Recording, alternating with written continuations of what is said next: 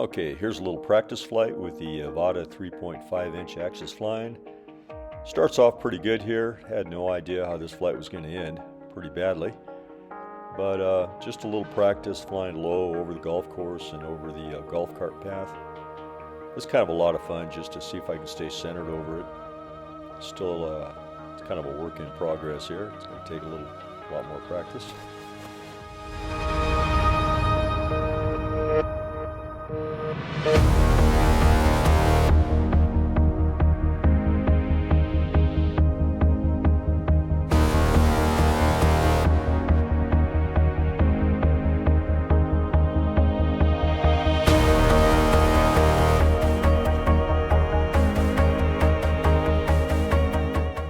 And this section of the golf cart path is always a challenge. It kind of meanders back and forth to the left and right, so that's always somewhat of a challenge for me anyway, to try and stay centered over it.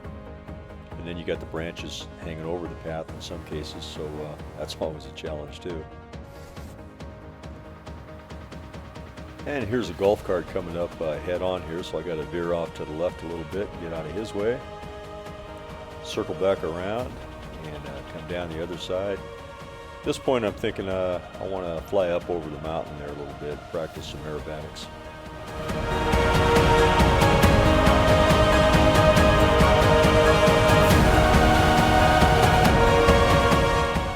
And a nice little loop over the fairway here. There you go.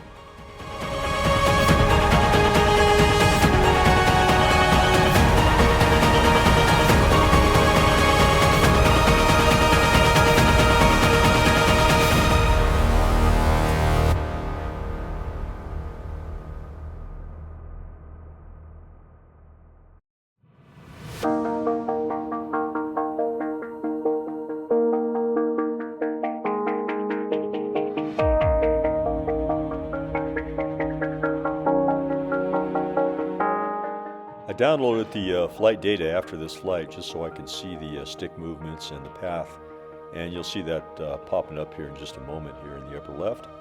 Flight data is easily downloaded from the goggles. You just hook them up to your phone and open up the DJI Fly app, and then you can download the flight data for any flight.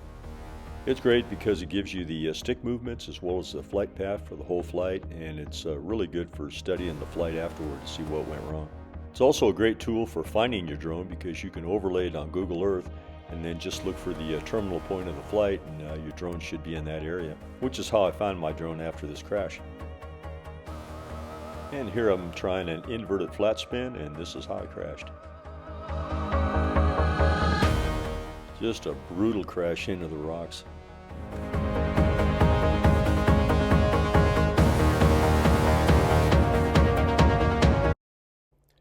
Now here I've slowed it down to 25% speed, slow motion, so we can study exactly what happens by looking at the stick movements. Here I'm adding a little bit of throttle to gain altitude and pulling back on the right stick until I'm inverted. Now I'll give it a little bit of right yaw with the left stick to start the spin, but it's going off a little bit and I don't feel comfortable with that, so I start to pull out here, and that's where it all went wrong. And the main problem here is I pulled out in the direction of the mountain, which did not give me the altitude I needed to get a full recovery. Okay, there she is. Man, it must be 150 feet away from where the Find My Drone thing said it was. But we did find it. So it's right there.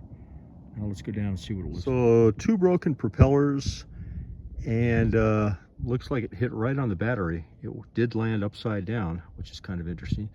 The battery shot, but this is the bad battery anyway, the one that had so many cycles. I still have 3 good batteries left, so I think I'll chuck this one. It's probably just as well. At least it's not a good battery. And yeah, I think we'll be good to go.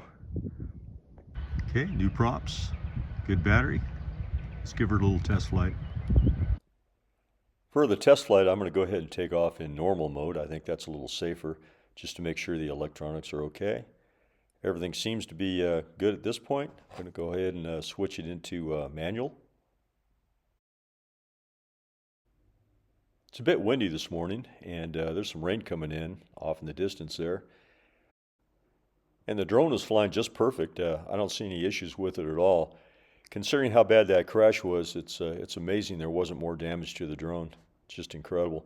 If this had been the DJI FPV drone, I'm sure that would have been game over. That would have been the end of it.